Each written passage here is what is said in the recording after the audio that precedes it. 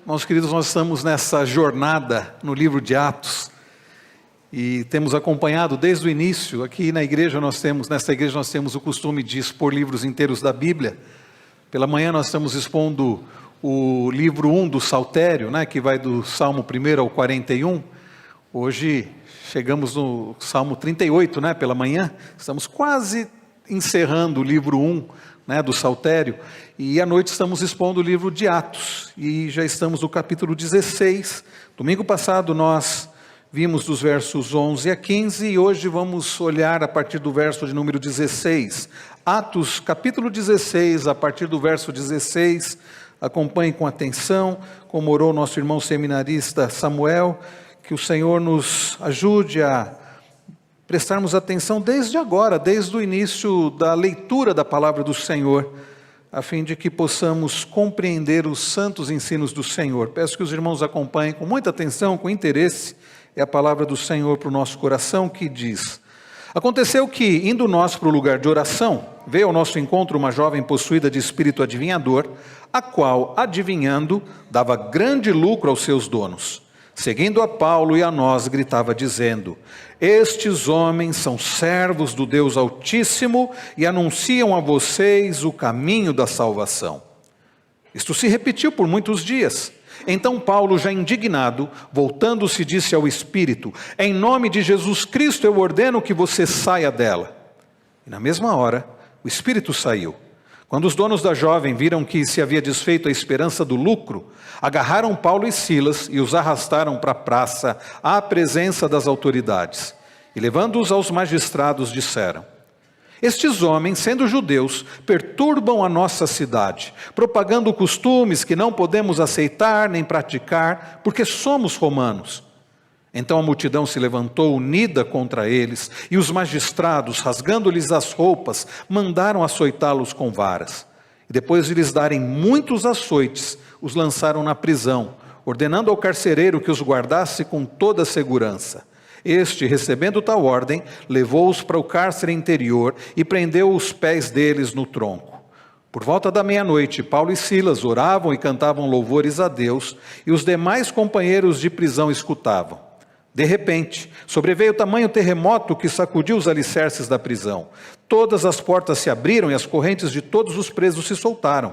O carcereiro despertou do sono e, vendo abertas as portas da prisão, puxando da espada, ia suicidar-se, pois pensou que os presos tinham fugido. Mas Paulo gritou bem alto: não faça nenhum mal a si mesmo, estamos todos aqui. Então o carcereiro, tendo pedido uma luz, entrou correndo e trêmulo, prostrou-se diante de Paulo e Silas. Depois, trazendo-os para fora, disse: senhores, que devo fazer para que seja salvo? Eles responderam: creia no Senhor Jesus e você será salvo, você e toda a sua casa. E pregaram a palavra de Deus ao carcereiro e a todos os que faziam parte da casa dele. Naquela mesma hora da noite, cuidando deles, lavou-lhes as feridas dos açoites. Logo a seguir, ele e todos os membros da casa dele foram batizados. Então, levando-os para sua própria casa, deu-lhes de comer, e com todos os seus manifestava grande alegria por ter crido em Deus. Quando amanheceu, os magistrados enviaram oficiais de justiça com a seguinte ordem para o carcereiro: põe aqueles homens em liberdade. Então o carcereiro comunicou isso a Paulo, dizendo: os magistrados ordenaram que vocês fossem postos em liberdade, portanto vocês podem sair, vão em paz. Paulo, porém, lhes disse: sem ter havido processo formal contra nós, nos açoitaram publicamente e nos jogaram na cadeia, sendo nós cidadãos romanos. Querem agora nos mandar embora sem maior alarde? Nada disso. Pelo contrário, que eles venham e pessoalmente nos ponham em liberdade. Os oficiais de justiça comunicaram isso aos magistrados. Quando esses souberam que Paulo e Silas eram cidadãos romanos, ficaram com medo.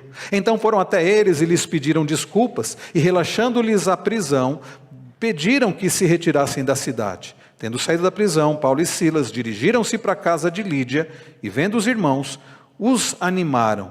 Depois partiram. Vamos orar mais uma vez. Pai Celestial, como já foi pedido que o Senhor, ó Deus, fale ao nosso coração através da Tua palavra que já foi lida. E mais uma vez pedimos: não permita que nada nos atrapalhe de prestar atenção aos teus ensinos, que tudo que for falado seja de fato fiel à tua exposição da tua palavra, e que o Senhor, ó Deus, nos conforme a imagem do teu Filho, nos fazendo colocar toda a nossa esperança, toda a nossa confiança, somente no Senhor, somente no nome que está acima de todo o nome. E é no nome de Jesus que nós oramos gratos. Amém. Irmãos, nós vivemos num mundo caído, quebrado, nós enfrentamos lutas, dificuldades, convivemos com pessoas quebradas, pessoas pecadoras, e nós também somos falhos, somos pecadores. E nesse mundo nós enfrentamos aflições, dificuldades, sofrimentos. Então a questão não é se vamos enfrentar dificuldades ou aflições, mas a questão é como enfrentar. E para que possamos saber como enfrentar aflições, dificuldades, nós precisamos entender em quem deve estar a nossa confiança, em quem deve estar a nossa esperança. Fato é que muitos têm colocado a sua esperança, a sua confiança, a sua alegria, o seu prazer em coisas, nos outros, em si mesmos. E aqueles que assim procedem estão fadados, como eu disse há pouco, à frustração, estão fadados ao fracasso. Pois como lemos ainda há pouco no Salmo 146, confiar em príncipes, confiar nos filhos dos homens, é confiar naqueles que de uma hora para outra morrem. É confiar em mortais, é confiar naqueles que são limitados. E é por isso, queridos, que nós lemos há pouco no Salmo de número 146, que feliz, bem-aventurado é aquele que tem o Deus de Jacó por seu auxílio, cuja esperança está no Senhor seu Deus. Infeliz, nós podemos então fazer essa paráfrase, que infelizes são aqueles que depositam a sua confiança fora do Senhor. Porque fora do Senhor é depositar a confiança em algo, em alguém que não seja o verdadeiro Deus. Queridos irmãos, somente o verdadeiro Deus tem poder para nos assistir, para nos consolar, nos confortar. Somente no verdadeiro Deus podemos ter verdadeira esperança. No Salmo que nós lemos ainda há pouco, no início do culto, no Salmo 146, nós lemos sobre a esperança no Deus que é o Criador, no Deus que faz justiça, no Deus que liberta, no Deus que redime, no Deus que cura, no Deus que protege, no Deus que reina para sempre, no Deus que intervém, no Deus que age poderosamente. E a pergunta que fica desde já para o seu coração é essa: em quem ou em que você tem depositado a sua confiança, a sua alegria, o seu prazer? Onde ou em quem está a sua alegria? Sabe, queridos, isso vai fazer toda a diferença, principalmente nos dias mais difíceis. Aqueles que estão desesperados, enfrentando problemas, porque colocaram a sua confiança, o seu prazer, a sua alegria, ou em si mesmos, ou em coisas, ou em outros que não no Senhor. Hoje nós aprenderemos, queridos, através desta passagem que acabamos de ler, acerca da verdadeira, da falsa e da verdadeira esperança. Nós veremos, queridos, nesta história, nesta narrativa que nós lemos, que o nosso irmão Lucas registrou, e ele participou daquilo, e ele viu tudo aquilo, nós veremos, queridos, acerca da falsa esperança que o mundo busca, e a respeito da verdadeira esperança no Senhor. Então veremos isso em duas partes, e a primeira delas veremos sobre a falsa esperança que o mundo busca, ou a falsa esperança que o mundo tem. Vejam comigo novamente, a partir do verso de número 16, diz o texto: e aconteceu que indo nós para o lugar de oração, veio ao nosso encontro uma jovem possuída de espírito adivinhador, a qual adivinhando dava grande lucro aos seus donos. Seguindo a Paulo e a nós, gritava dizendo: esses homens são servos do Deus Altíssimo e anunciam a vocês o caminho da salvação. Isso se repetiu por muitos dias. Então Paulo, indignado, voltando-se, disse ao espírito: em nome de Jesus Cristo eu ordeno que você saia dele. E na mesma hora o espírito saiu. Quando os donos da jovem viram que havia se desfeito a esperança do lucro, agarraram Paulo e Silas e o arrastaram para a praça, à presença das autoridades. Irmãos, nós temos olhado para este precioso livro da preciosa palavra do Senhor, nós temos aprendido acerca dos atos de Jesus neste mundo, através da sua igreja e na sua igreja. Nós temos visto desde que, antes de Jesus subir aos céus, lá no capítulo 1, Jesus instruindo aos seus discípulos, dizendo: vocês receberão poder ao descer sobre vocês o Espírito Santo, e vocês serão minhas testemunhas.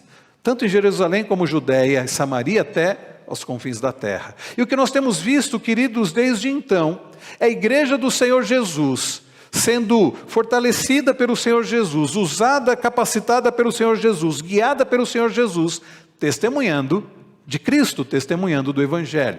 Mais recentemente, quando nós adentramos no capítulo 16, nós vimos como Paulo, Silas, Timóteo e Lucas, Paulo e sua equipe, né?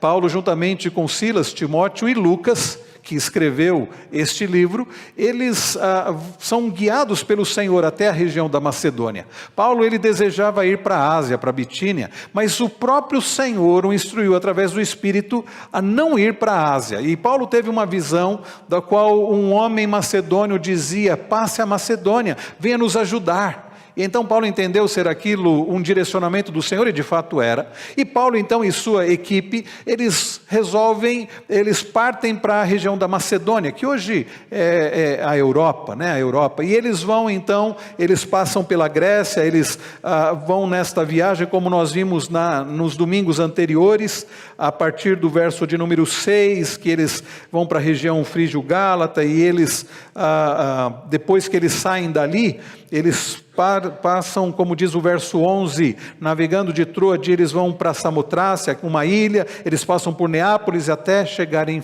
em Filipos. Eles vão de navio e eles chegam até Filipos. Filipos, como nós vimos domingo passado, era uma região, era uma cidade muito importante. Era uma colônia romana e uma das principais da região da Macedônia, na Grécia. E ali, meus irmãos, Deus os instrui, e quando nós olhamos para o final do verso 10, nós vemos qual era o propósito: anunciar o Evangelho. E Deus conduz aquele grupo de homens do Senhor para anunciar o Evangelho naquela cidade. Ali que seria a porta para a entrada do Evangelho em toda a Europa.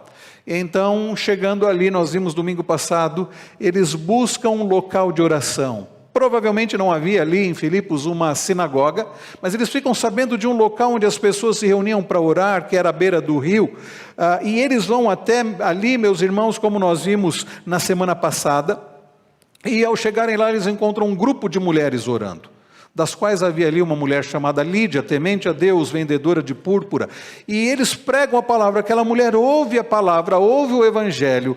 Diz o texto que Deus abre o coração de Lídia, e por isso que nós vimos no domingo passado que a salvação, a conversão é uma obra do Senhor. É uma obra do Senhor através da pregação do Evangelho, é uma obra do Senhor através do Senhor que abre o coração, o Senhor que dá o entendimento, o Senhor que dá a fé, e o Senhor que promove transformação. E aquela mulher transformada pela palavra, ela age com hospitalidade, ela convida os servos do Senhor para irem até a casa dela. Bem, chegando no texto de hoje, nós lemos a partir do verso 16, que depois de serem acolhidos por Lídia, eles resolvem voltar àquele local de oração, ali onde havia um grupo, onde as pessoas se reuniam para orar. E diz-nos também, queridos, o verso de número 16, que indo ali, Paulo, Silas, Timóteo e Lucas, eles então são abordados por uma mulher, diz uma jovem com espírito de adivinhação, diz o verso de número 16, possuída de espírito adivinhador, a qual adivinhava, dando grande lucro aos seus donos. Percebam, irmãos, eles encontram aquela mulher, e é bastante curioso o fato que era uma mulher que era escrava, era uma mulher que vivia em escravidão, era uma mulher que era possuída, conforme diz o texto, por um espírito adivinhador. Isso acontecia e acontece até hoje. É curioso que existem pessoas que parece que simplesmente ignoram a realidade do mundo espiritual. Se por um lado existem excessos, e nós conhecemos bem os excessos, nós vemos pela televisão, não sei se você já viu isso de perto, gente que vê demônio em tudo quanto é lugar, igrejas que promovem um festival de entrevista com demônios e coisas do tipo, as coisas mais estranhas possíveis e coisas até muitas vezes falsas. Mas erram aqueles que por causa dessas fantasias muitas vezes criadas e exageros, erram aqueles que acreditam que de fato não existe esse mundo espiritual, né?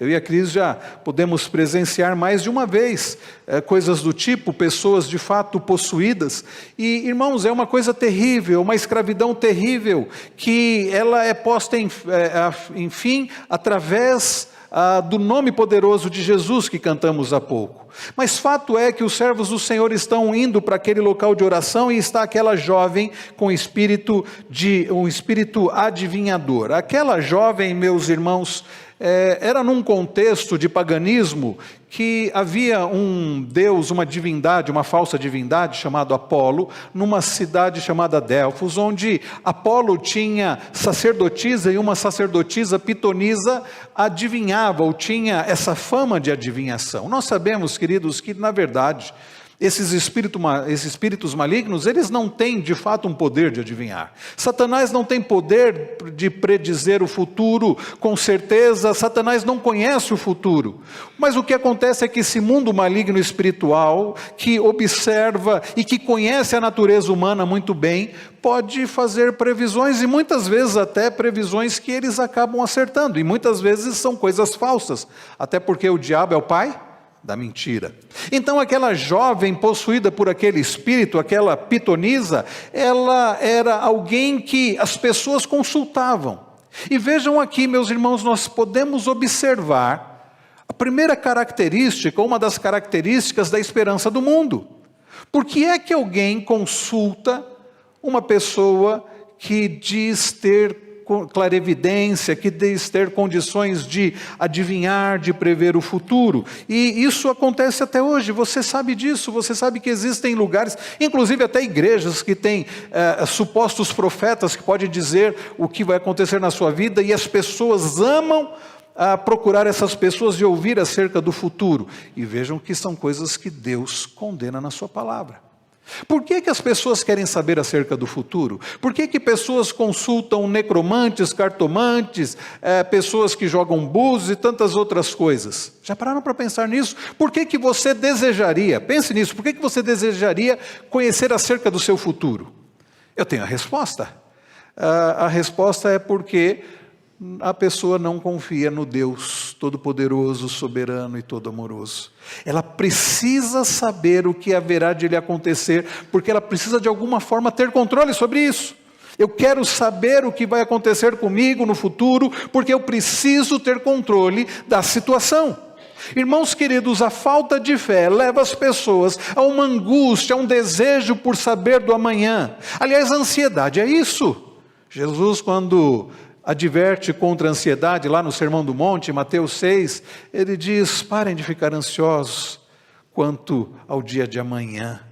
Deixem o amanhã trará os seus cuidados. Jesus está dizendo: vivam o dia de hoje. Irmãos queridos, a esperança do mundo, ela é muito alicerçada, as pessoas alicerçam a esperança em si mesmos, na sua própria força, no seu entendimento, e por isso eles querem saber acerca do futuro. Eu preciso saber acerca do futuro para que eu possa saber agir.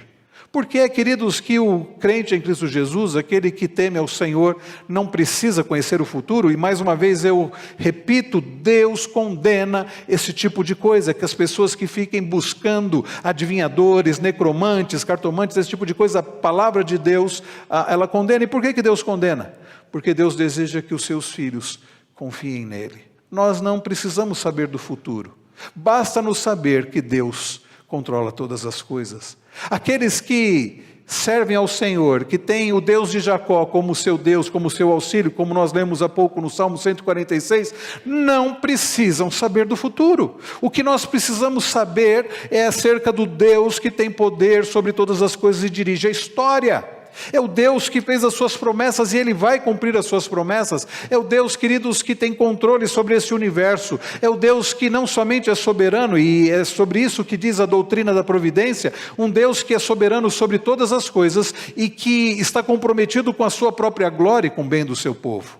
A doutrina da providência nos ensina que Deus dirige todas as coisas para a sua própria glória e para o bem do seu povo. Bem, se você crê nisso, por que é que você precisa ficar ansioso quanto ao futuro? Por que é que você precisa querer saber do futuro? Nós não precisamos saber do futuro, basta nos saber quem dirige a história, quem conduz o universo, aquele que é todo poderoso e que é todo amoroso e bondoso, que nos ama e que tem cuidado do seu povo, do povo da aliança. Mas percebam, queridos, então, em primeiro lugar, nós vemos uma característica da esperança do mundo, é uma esperança que está muito enraizada na força do homem, a ponto de desejar a todo custo saber o futuro.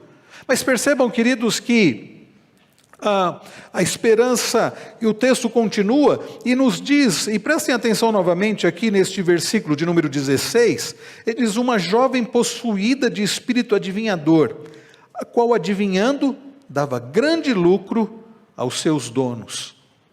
Porque ela dava grande lucro, significa então que pessoas pagavam para saber o futuro, e nós já vimos qual é a razão disso.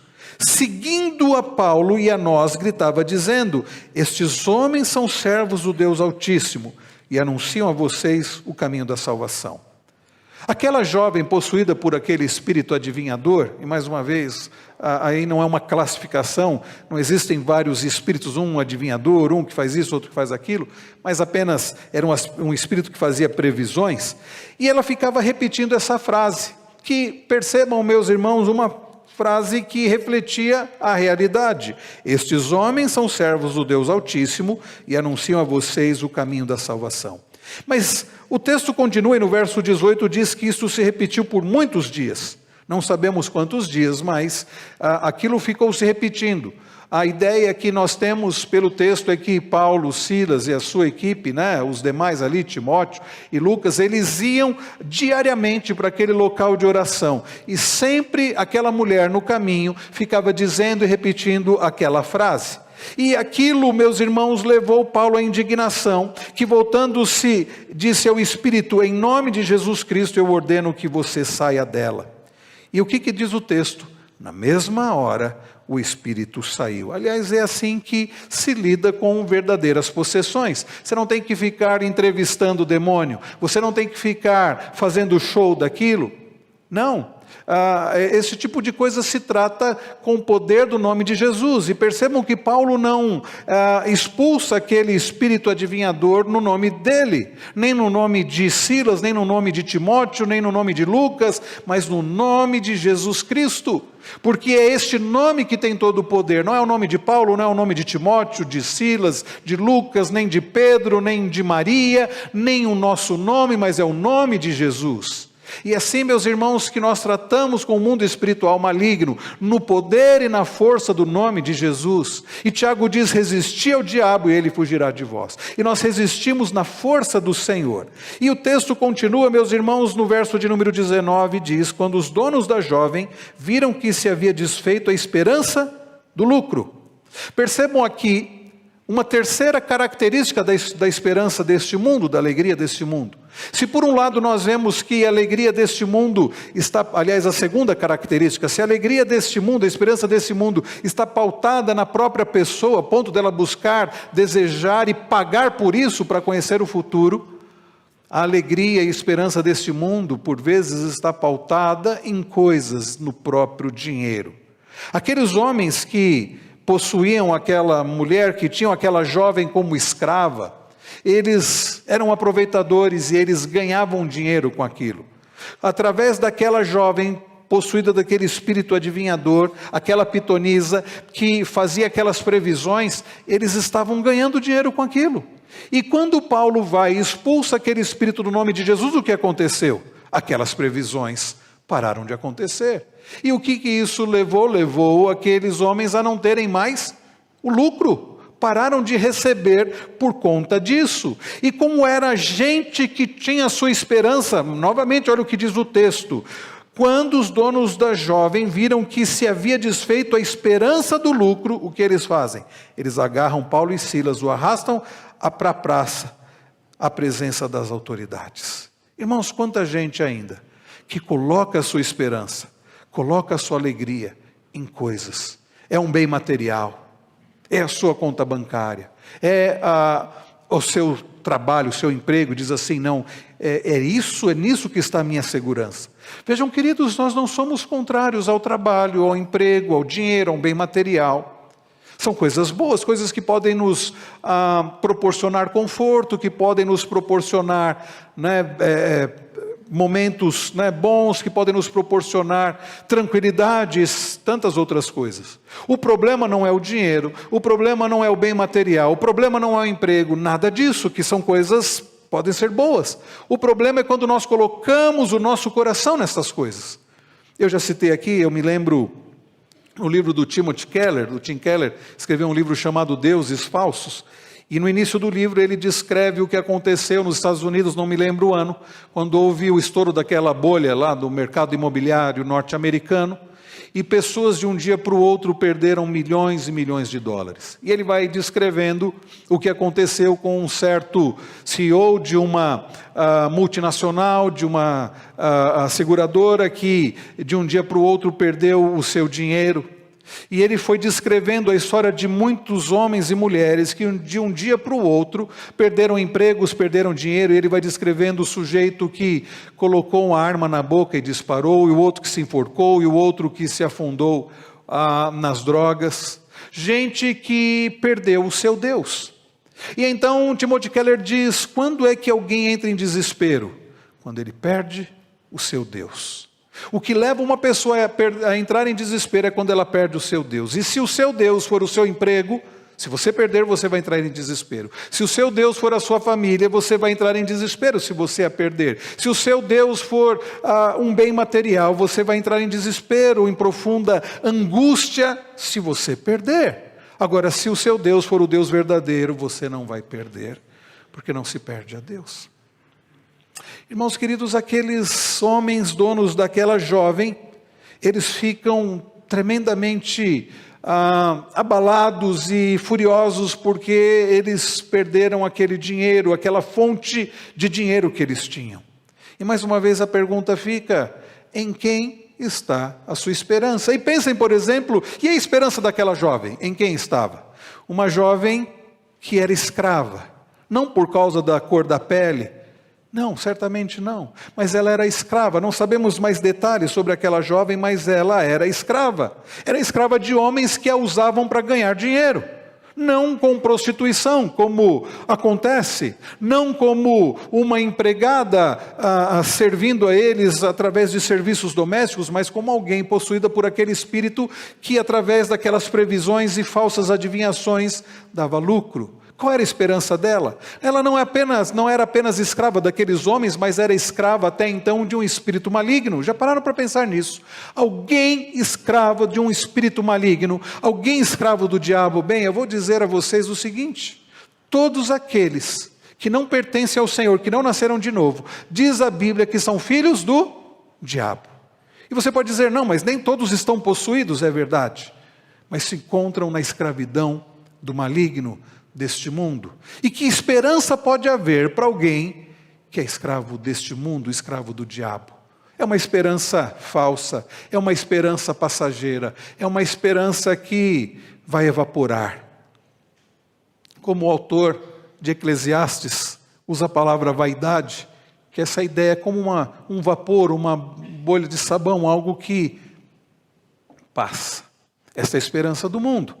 E queridos, isso levou aqueles homens a levarem Paulo e Silas até a cidade. Continua o texto e eles dizem assim no verso 20, e levando-os aos magistrados disseram, estes homens sendo judeus perturbam a nossa cidade, propagando costumes que não podemos aceitar nem praticar, porque somos romanos. Percebam, eles inventam lá uma desculpa. O problema não era que eles estavam pervertendo ali os costumes romanos. De fato, o evangelho abala e perturba, o mundo das trevas. Mas o que incomodou aqueles homens foi o fato de que, através daquela libertação espiritual que Deus executa através do apóstolo Paulo, eles deixam de ganhar aquele dinheiro. E então eles dão essa desculpa, uma desculpa, digamos assim, religiosa. Estes homens, sendo judeus, estão pervertendo os nossos costumes. Afinal de contas, lembremos-nos que Filipos era pertencia a Roma, e uma das principais colônias ali de Roma. E o verso 22 diz: então a multidão se levantou unida contra eles, e os magistrados, rasgando-lhes as roupas, mandaram açoitá-los com varas. E é curioso que o texto só se refere a Paulo e Silas. Não diz que Timóteo e Lucas foram levados também, muito provavelmente, irmãos, porque apenas Paulo e Silas eram judeus.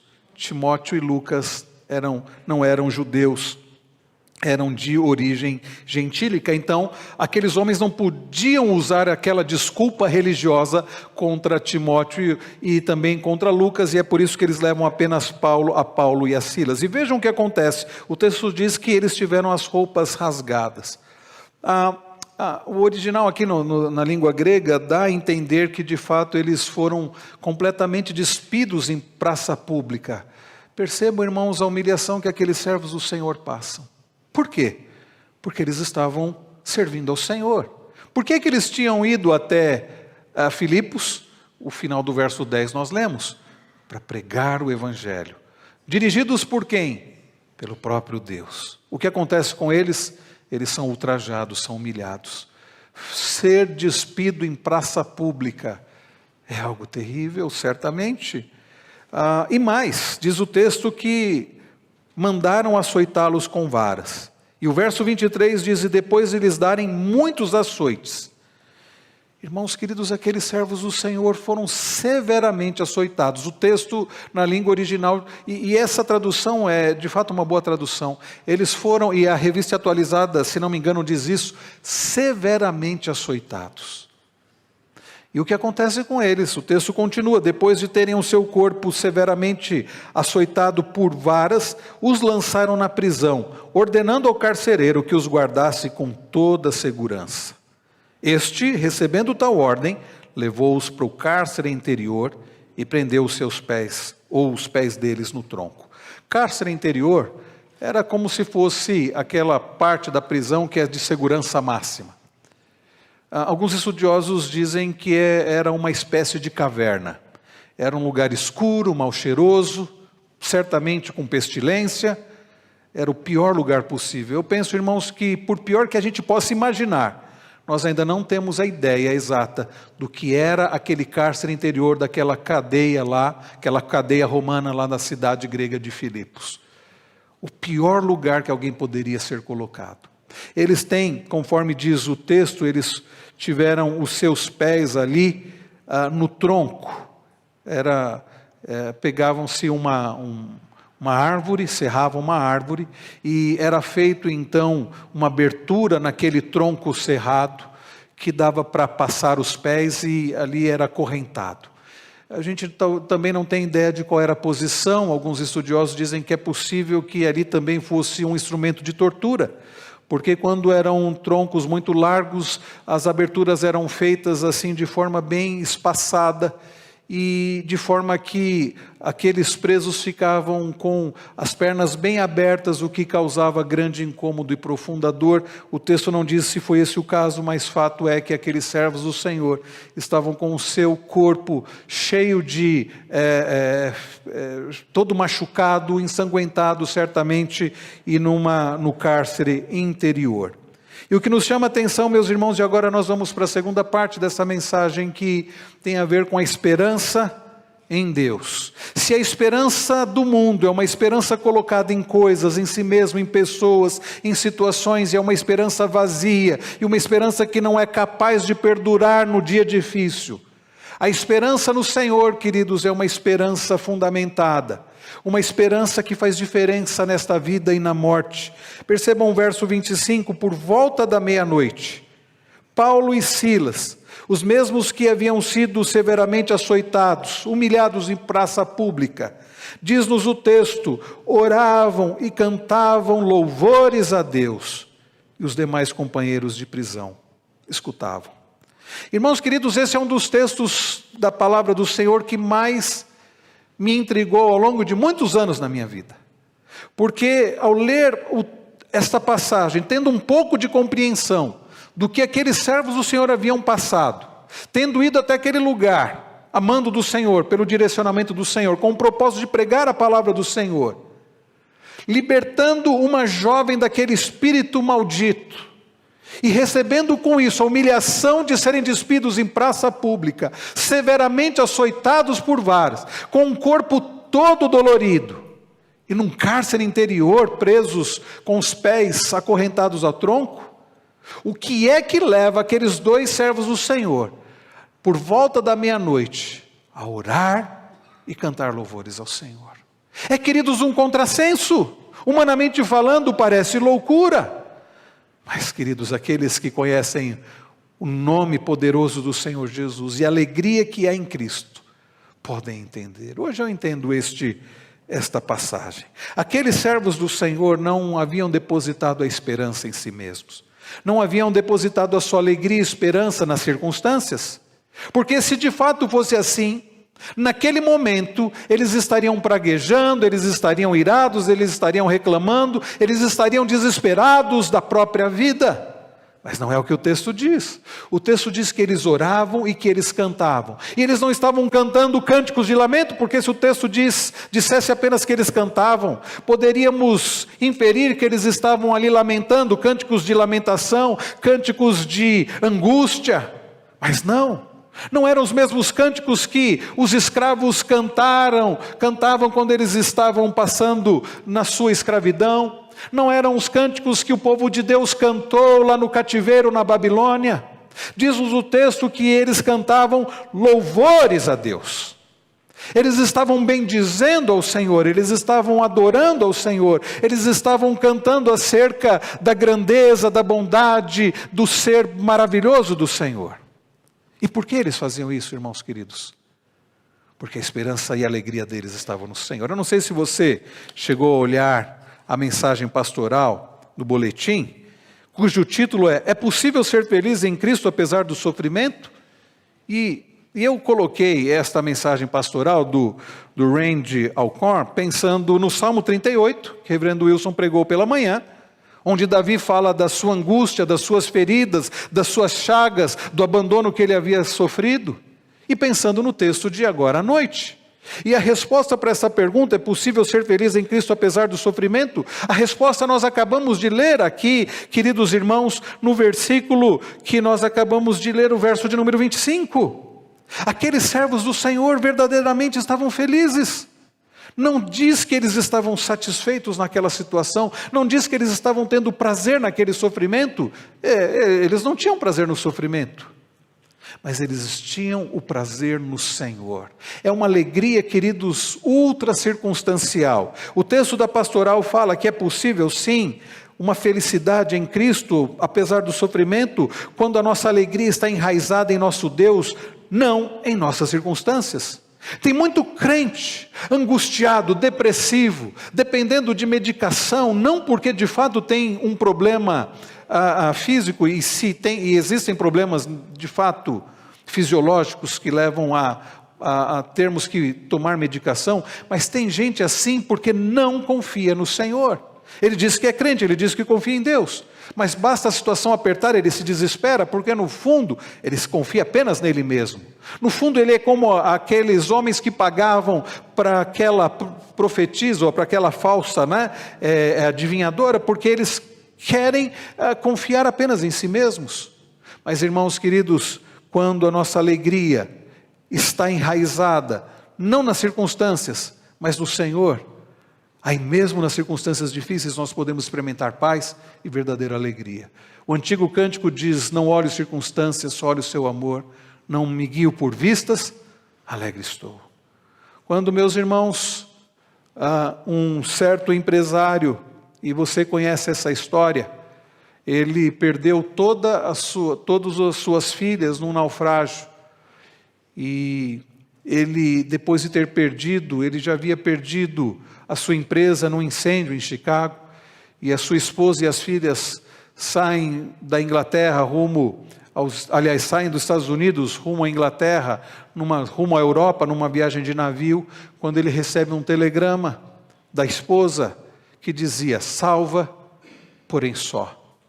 Ou seja, as filhas haviam morrido naquele naufrágio. Aquele homem, chamado Sparford, ele pega um navio e quando o navio está passando justamente no local do naufrágio onde suas filhas haviam morrido, ele escreve o famoso hino, sou feliz. Se paz a mais doce me deres gozar, se dor a mais forte sofrer, ó seja o que for, tu me fazes saber que feliz em Jesus sempre estou, sou feliz. A letra original, né, tem a ver com a alma, né, a minha alma ser feliz, mas de fato é isso, queridos. Aqueles servos do Senhor, por depositarem alegria no Senhor, por depositarem a sua confiança no Senhor, eles podiam experimentar naquele momento de angústia, paz e alegria. O texto do boletim diz, temos um Deus soberano e amoroso. Aqueles que confiam que o Deus da Bíblia é um Deus soberano e amoroso, que dirige a nossa vida, que dirige o universo e o faz para a glória dele e para o nosso bem, podem ter alegria mesmo em meio ao sofrimento. E o texto do boletim também diz, nosso sofrimento cessará. E aqueles servos do Senhor sabiam disso. A alegria deles estava no Senhor e não nas circunstâncias. A alegria de Paulo e Silas, a confiança de Paulo e Silas estava no Deus soberano e amoroso, não neles mesmos. E eles tinham a consciência de que o sofrimento deles um dia chegaria ao fim.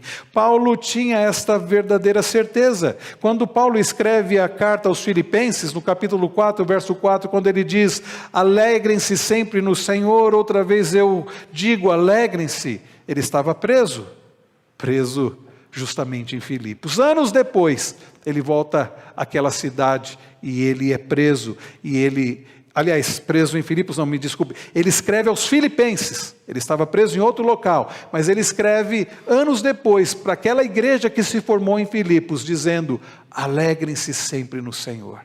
Aquele que esteve preso em Filipos, anos depois, preso em outro local, ele vai dizer, alegrem-se sempre no Senhor. Paulo tinha a bendita certeza de que o seu sofrimento, ele teria um fim. E ao escrever Romanos capítulo 8, ele escreve que nada poderia separar do amor de Deus, que está em Jesus Cristo, nem mesmo a morte. Nem mesmo a morte. Então, queridos, percebam que a esperança em Deus é uma esperança, queridos, ultra circunstancial. É uma esperança que não está baseada nas circunstâncias. E o texto continua, meus irmãos, diz que, a partir do verso de número 26, de repente sobreveio tamanho terremoto, que sacudiu os alicerces da prisão. Todas as portas se abriram, e as correntes de todos os presos se soltaram. O carcereiro despertou do sono e vendo as portas abertas da prisão, puxando da espada ia suicidar-se, pois pensou que os presos tinham fugido. Percebam, em quem estava a esperança daquele carcereiro? Até então não estava no Senhor, a ponto dele desejar, dele pensar em tirar a própria vida, achando que os presos haviam fugido, até porque, se de fato os presos haviam fugido, o que iria acontecer com ele? Ele seria morto pela guarda. Mas Paulo gritou bem alto, não faça nenhum mal, a si mesmo estamos todos aqui. Então o carcereiro, tendo pedido uma luz, entrou correndo e trêmulo, prostrou-se diante de Paulo e Silas. Depois, trazendo-os para fora, disse, senhores, que devo fazer para que seja salvo? Vejam, irmãos, Deus faz algo maravilhoso, Deus faz com que cause um terremoto ali naquele lugar, naquela prisão, de forma que os seus servos e as outras pessoas, eles são soltos. Os servos do Senhor têm as suas cadeias removidas, diz o verso de número 26, exatamente isso. Sacudiu os alicerces da prisão e todas as portas se abriram e as correntes de todos os presos se soltaram. Deus, meus queridos, é um Deus que intervém. Então nós percebemos aqui a alegria, a esperança dos que temem ao Senhor, no Deus que intervém. É uma alegria, meus irmãos, não somente que não depende das circunstâncias, mas é uma alegria de perdão e salvação. Porque ao serem libertos ali, eles não saem, eles ficam aguardando. E quando o carcereiro vem, e depois de Paulo dizer não faça nenhum mal, o carcereiro faz uma pergunta interessante. O que eu devo fazer para que seja salvo? Há quem pense que o carcereiro esteja perguntando de uma salvação das mãos dos guardas, ou mesmo uma salvação, o que eu devo fazer para que vocês não me matem? Mas, queridos, muito possivelmente, de fato, depois dele certamente ter ouvido acerca da pregação, de quem eram aqueles homens, do que eles haviam falado, inclusive do que aquela jovem falara sobre eles, que eles eram servos do Deus vivo, servos do Senhor que anunciavam a salvação, ele já tinha ouvido então sobre isso. Ele diz: então o que eu preciso para ser salvo? E vejam qual foi a resposta daqueles servos do Senhor. Eles responderam, verso 31, creia no Senhor Jesus e você será salvo, você e toda a sua casa. E pregaram a palavra de Deus ao carcereiro e a todos os que faziam parte da casa dele. Que coisa maravilhosa, irmãos. Paulo e Silas, que tinham esperança no Deus vivo, no Deus verdadeiro, quando aquele carcereiro pergunta aquilo, eles não dizem: não, pode ir embora. Tudo bem, pode ir embora, pode se salvar.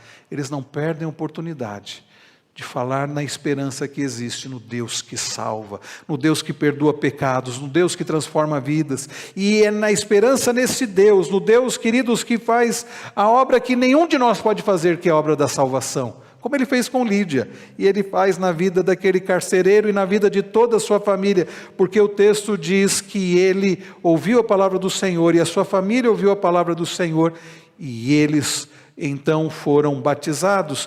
Diz o verso 33, naquela mesma hora da noite, cuidando deles, lavou-lhes as feridas dos açoites. Logo a seguir, ele e todos os membros da casa dele foram batizados. O que dá a ideia aqui é que ele morava bem próximo da prisão.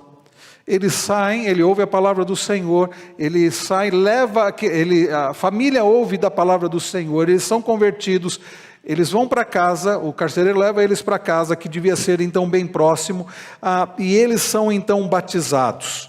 E o verso 34 diz: então, levando-os para sua própria casa, deu-lhes de comer, e com todos os seus manifestava grande alegria por ter crido em Deus. Que obra maravilhosa! É neste Deus que faz essa obra maravilhosa que você tem depositado a sua esperança. É o Deus que cura, é o Deus que liberta, é o Deus que converte. Eu não sei o que tem trazido preocupação, angústia ao seu coração. Talvez seja um familiar, um filho que está fora dos caminhos do Senhor. Por que você não deposita a sua esperança naquele que tem poder para salvar, naquele que tem poder para converter, para perdoar pecados?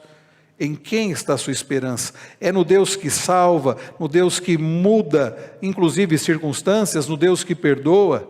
Mas, queridos, também a esperança do povo de Deus é uma esperança naquele que nos dá alegria mesmo em situações difíceis, naquele que pode salvar e perdoar pecados e converter, mas é uma esperança também naquele, queridos, que nos dá alegria em meio às injustiças e nos dá a verdadeira justiça. Olhem comigo a partir do verso 35. Quando amanheceu, os magistrados enviaram oficiais de justiça com a seguinte ordem para o carcereiro: põe aqueles homens em liberdade. Então o carcereiro comunicou isso a Paulo, dizendo: os magistrados ordenaram que vocês fossem postos em liberdade, portanto vocês podem sair, vão em paz.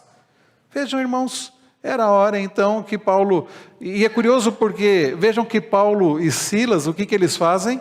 Eles haviam sido levados para a casa do carcereiro, cuidados, haviam sido alimentados, cuidados, mas eles voltam para a prisão, certamente para que outros não sofressem no lugar deles, quando a guarda chegasse lá. Mas eles voltam para a prisão, e eles ouvem: olha, os magistrados estão dizendo, vocês podem ir embora, está tudo em paz. Aí Paulo diz: nada disso. Olha as palavras de Paulo, verso de número 37. Sem ter havido processo formal contra nós, nos açoitaram publicamente e nos jogaram na cadeia, sendo nós cidadãos romanos. Querem agora nos mandar embora sem maior alarde? Nada disso. Pelo contrário, que eles venham e pessoalmente nos ponham em liberdade. Há partes desse texto que talvez a gente fique sem entender. Por exemplo, deixa eu voltar um pouco. Por que é, queridos, que Paulo liberta aquela jovem daquele espírito de adivinhação, se o que ela falava era verdade? Bem, nós precisamos entender que ela dizia que aqueles eram servos do Deus Altíssimo. E na cultura daqueles dias, ser chamado de servo do Deus Altíssimo para aquelas pessoas de Filipos era remeter a Apolo, que era o deus pagão. Então, o que ela estava dizendo podia trazer confusão à cabeça das pessoas. E as pessoas pensarem, bom, eles são servos de Apolo, ou são servos de Zeus, ou são servos de Mercúrio, ou são servos de qualquer um falso deus, e buscarem nesses falsos deuses a salvação. E uma outra coisa que na língua grega, na língua original, se na nossa Bíblia diz, eles anunciam o caminho da salvação, na língua grega não há o artigo definido, é só anunciam caminho de salvação. E eles poderiam entender que qualquer caminho é caminho de salvação. É por isso que Paulo, ele expulsa, porque o que ela estava dizendo, na verdade, estava podendo confundir. E por que Paulo agora diz uma outra passagem, então, que pode trazer confusão? Por que Paulo diz assim, não, nada disso, nós não vamos embora não. Os magistrados nos trataram de forma injusta. O que aqueles homens não sabiam é que Paulo e Silas, eles eram cidadãos romanos. Nunca um cidadão romano poderia ser preso, poderia ser açoitado, sem que antes houvesse de fato um julgamento justo. E aqueles magistrados poderiam inclusive ser mortos por causa daquilo. Então Paulo diz assim, não, agora eles têm aqui que pedir desculpa. Por que Paulo está fazendo isso, irmãos? É orgulho ferido? Não é isso não. É porque Paulo entende que aquela era uma oportunidade de fazer cessar toda a injustiça que acontecia naquela cidade, para que aquilo que eles fizeram demorasse pelo menos um grande tempo para acontecer de novo, e para de alguma forma proteger os servos do Senhor naquela cidade, aqueles que estavam ouvindo do Evangelho, de serem perseguidos e torturados e presos pelos romanos e pelos magistrados, os líderes daquela cidade. É por isso que Paulo faz isso, irmãos. E vejam o que diz o texto, verso de número 38. Os oficiais de justiça comunicaram isso aos magistrados. Quando estes souberam que Paulo e Silas eram cidadãos romanos, ficaram com medo. Então foram até eles e lhes pediram desculpas. E relaxando-lhes a prisão, pediram que se retirassem da cidade. Tendo saído da prisão, Paulo e Silas dirigiram-se para a casa de Lídia. E vendo os irmãos, os animaram, depois partiram. Percebam, eles tiveram uma certa... foram justiçados de alguma forma. Mas sabe, irmãos, nem sempre isso vai acontecer. Paulo, em outra oportunidade, não foi liberto e foi morto. E Paulo, a gente pode dizer, ele sofreu outras injustiças e que não foram corrigidas. Mas a nossa esperança, queridos, não é na justiça nesse mundo. A nossa esperança, queridos, em Cristo, é que um dia, naquele que entregou o seu corpo na cruz e derramou o seu precioso sangue, nós teremos a justiça, não a nossa, mas a justiça de Cristo completa nas nossas vidas, quando habitarmos com o Senhor para todo sempre. Nós aprendemos, queridos, nesta noite, acerca da esperança deste mundo e a esperança em Deus. A esperança deste mundo é uma esperança vazia, é uma esperança que é colocada em si mesmo, que é colocada em coisas, e às vezes nem há esperança. Mas a esperança em Deus é uma esperança ultra circunstancial. É uma esperança e alegria mesmo em meio ao sofrimento. É uma esperança, queridos, que nos leva de fato a confiar no Deus soberano, no Deus que dirige todas as coisas e o dirige para a glória dele, para o nosso bem. É uma esperança, queridos, que nos leva de fato a ansiar pela justiça, a justiça que vai acontecer no tempo do Senhor. É uma esperança que nos sustenta nos momentos fáceis e nos momentos difíceis. É uma esperança e alegria que segue a nossa vida até o final dela. Mas não vai parar por aí, porque nós poderemos, na esperança do Senhor, ter a certeza da vida eterna, a certeza de que habitaremos com Ele para todo sempre.